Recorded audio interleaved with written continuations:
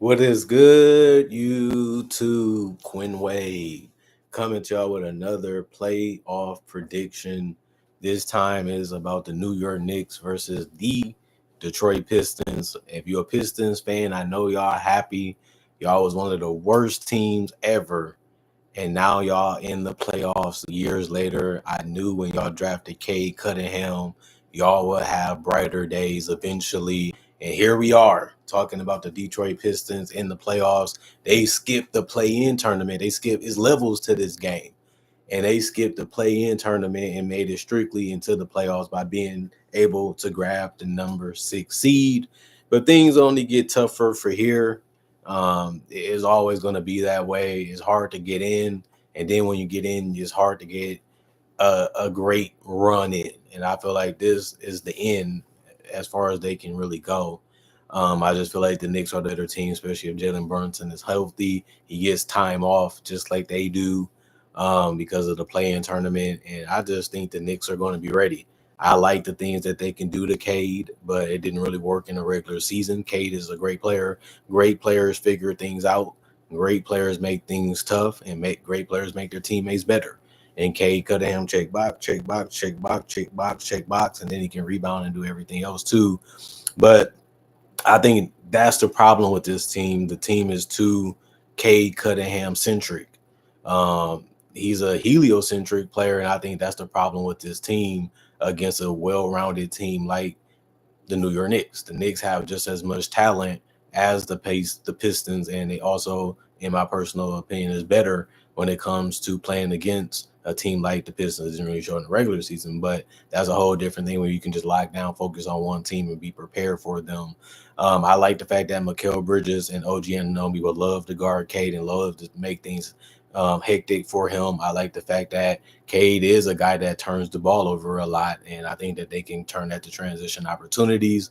I like the fact that Mitchell Robertson is back. He gives them a guy that can really rebound and add some physicality to their team, and I also think that helps Towns. He doesn't have to worry about if he fouls out or getting foul trouble. They don't have a legit replacement to make things still tough and help them keep the lead. I don't think Mitchell Robertson is going to score a lot of points, obviously, but I think that he's going to set good screens and still allow them to play similar things. So what they will have is Towns is out there, and it just gives Towns some rest too if it's needed, or it just gives them a different look that they can go forward to, depending on what the Pistons throw out there lineup wise also. But when it comes to the team, I just feel like Jalen Brunson and them are just too much. I feel like they have so many things that they can do right against the Pistons, and I think that the Pistons are just going to run out of steam.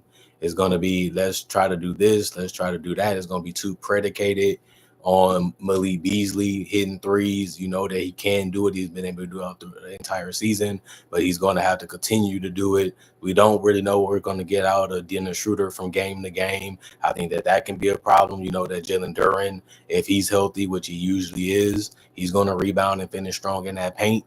That's easy because that's what he has been doing his whole career, even before the NBA, and that's something you can guarantee. So I think that's a good thing. Tobias Harris, he's always a guy that can go missing in playoff situations. I think that that's something we have to always remind ourselves. He's a big part of what they do as a starter, spacing the floor, scoring the basketball, and just making things easier on Cade. That's what he usually does, and that's what he's going to continue to have to do if they're going to win. But he has had his playoff demons, if we're going to be honest about it, and he hasn't been able to get over that hump. Fatesio, I think he's going to be important because of the floor spacing ability and the ability to score going to the basket sometimes, depending on how hard they close out. Tim Hardaway Jr., we know what to expect from him. He's going to take shots that's open. He's going to keep the defense honest, but will he make them? They're going to need him to do that if they want to pull off the upset. I think that makes sense. Ronald Holland, I don't think they're going to play him too many minutes. I don't really see him having a big game that's going to really warranted, because you're going to go with the guy that's safer and the guys that give you a better chance of winning. And if he does play, it might be 5 to 10 minutes. He's not going to play a ton. And it's just to give certain guys a break because you want your best players out there as much as you can because your goal is to win the series. Marcus Sasser and guys like Paul Reed, I think they're going to get their minutes cut to basically 5 to 10 also. And I don't think they're going to play that much. Isaiah Stewart, I think he's going to be needed, to be able to give rest to Jalen Duren and give them a different lineup too, that they can throw out, just go with double bigs with strength, or just go as small as you can, but also have somebody that can bump and grind and make it tough on the drives that Towns tries to do and tries to take. Azor Thompson, I think he's going to be essential to this series. Just having somebody that can defend, just having somebody that can create chaos defensively and making it tougher on the perimeter players like OG and McHale and Josh Hart. They're not really known as great shooters. They're not really known as great scorers. So I think if Cade is defending and Azor Thompson is defending and Jalen Duren is doing his best to defend, that's the best shot they have possibly of pulling the upset with some shots from Malik Beasley and Tim Hardaway Jr. I just feel like, if I had to be honest with y'all, like I always do, the Knicks don't have to play safe. They can just play the same thing they've been doing all season, because they're just that tough to slow down. They're just that tough to stop. And I think that that's something that we noticed the last couple months, is that Jalen Brunson and Karl Towns, if they're healthy, is no way to really stop them from getting 25 to 30. Is no other player to me outside of Malik Beasley that can get 25 with Cade. We know guys can get 15 to 17. I don't think they can have huge numbers.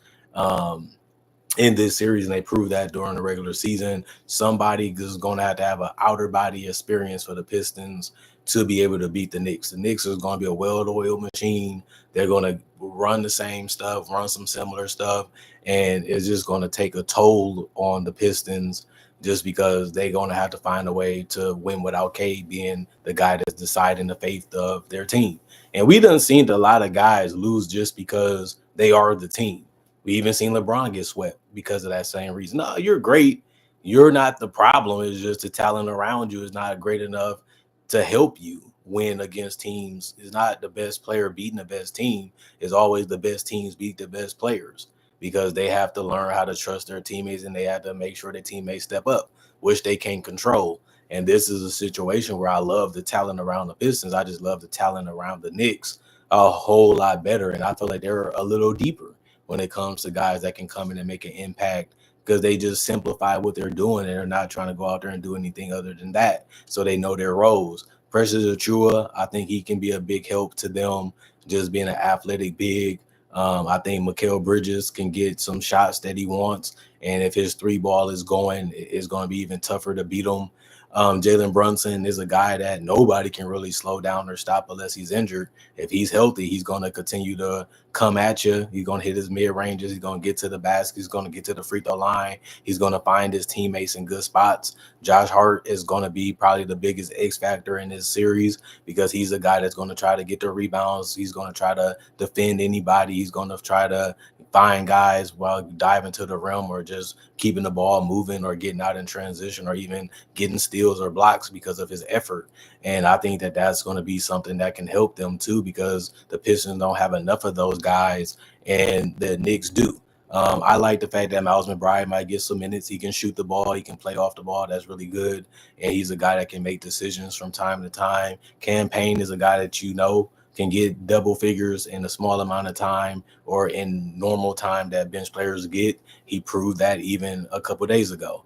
Mitchell Robinson, like I said, he's a big body that's going to be towering and killing you on the offensive glass if you don't box him out or don't pay attention. He forces you to do what you're supposed to do. If not, he punishes you. I think Landry Shamet can get 5 to 10 minutes to 15 minutes, because he can hit a jump shot and he can handle the ball a little bit, not as a shot creator, but just to be a distraction out there. And Towns, he's a big guy that can get Durant in foul trouble, because this guy can be hard to stop going to the rim. He's more stronger. He's more physical now than he was in Minnesota, in my personal opinion. He can even post up a guy like Jalen Duren and get quality shots if he chooses to, because Towns has been an unstoppable guy basically his whole entire career, even before the NBA, because he can shoot and he is a big body that's athletic. And I think that his rebounding ability plus his finesse ability and his three-point shooting ability, which counts as finesse a little bit, can make this a tough matchup. They also got guys that might play a little bit depending on what happens, like DeLon Wright or Tyler Kolek.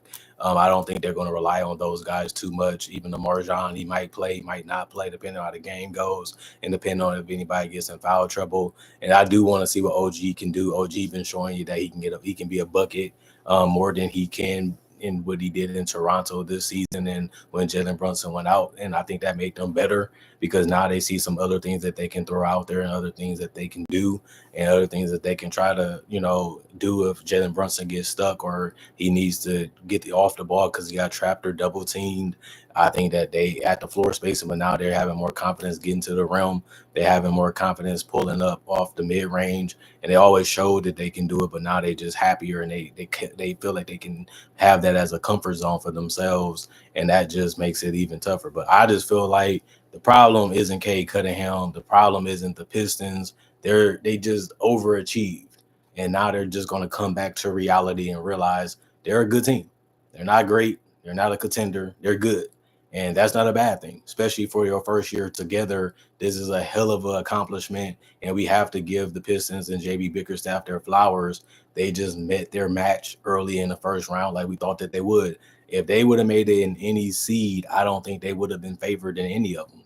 I just feel like we like the team. They're fun to watch. They have a great player, and he's going to dictate so much of what they do that if you can slow it down, if you can disrupt it, you just have a better chance of beating them.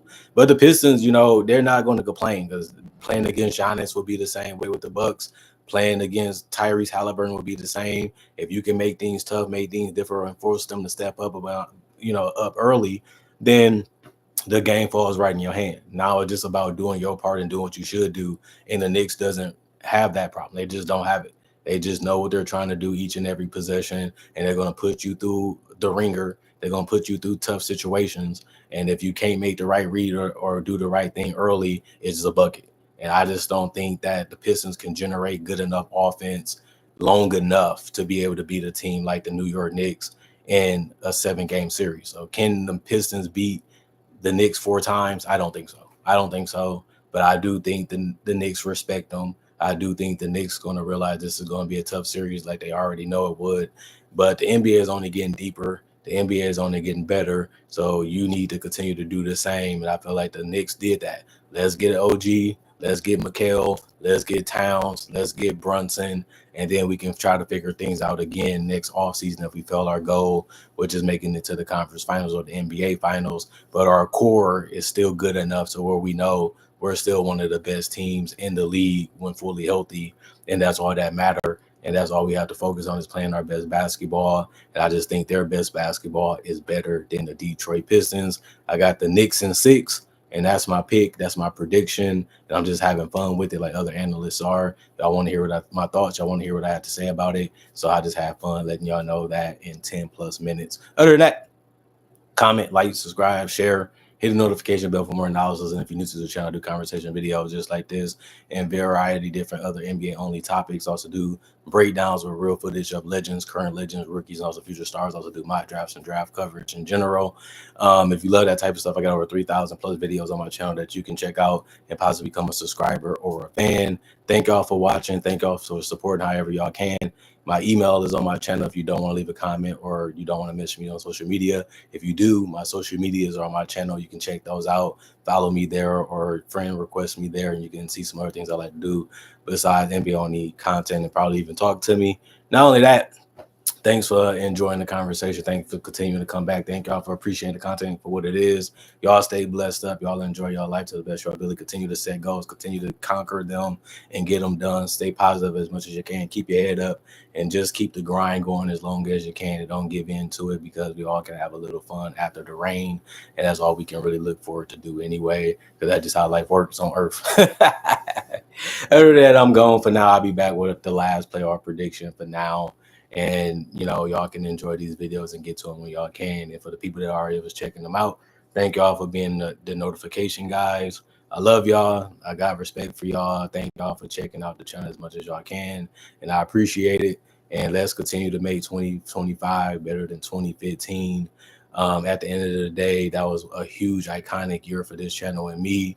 And we're back 10 plus years later, giving y'all high quality videos and videos that so many people love and enjoy. And y'all know I got the best analysis in the world, or I wouldn't still be doing it, and y'all still wouldn't be watching it. But since both are true, that's why I'm still back at it, and I'll be back at it again with another video not too long from now.